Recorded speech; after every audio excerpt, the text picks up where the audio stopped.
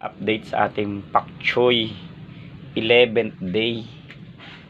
So yan, so ito hindi siya pak choy, yan lettuce yan. So ito yung pak choy, yan, ganyan na siya, dami ng dahon, nakakatawa. Okay, yan. So 11th day, okay naman, mas marami na siyang dahon, mas maganda na siyang tingnan. Okay, mas matangkad talaga siya. And then ito pak choy,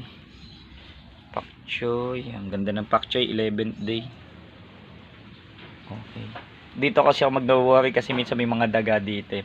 Somehow siguro di pa na-discover ng daga na may tanim pa. Minsan kasi dinadaga. Ito naman is lettuce yan, yan. Almete, ito is pak choy, ganito yung dahon ng pak choy. Okay, next lipat tayo dito. Pak choy, ayan ang mga pak choy, ang ganda.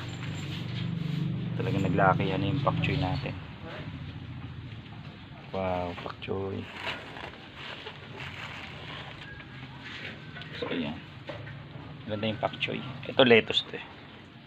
So madidistinguish naman yung ano, iba yung dahon ng pak choy sa lettuce. Okay, and then ito is lettuce. Yan, almeti. Okay.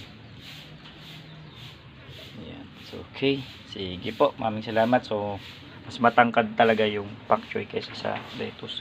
Pero yung dahon nila para sila tig-apat pa rin. Apat yan. Apat. Ito apat din. So, mas matangkad lang talaga itong pak choy. Okay. So, 11th day. Napakaganda. So, work. Ano naman.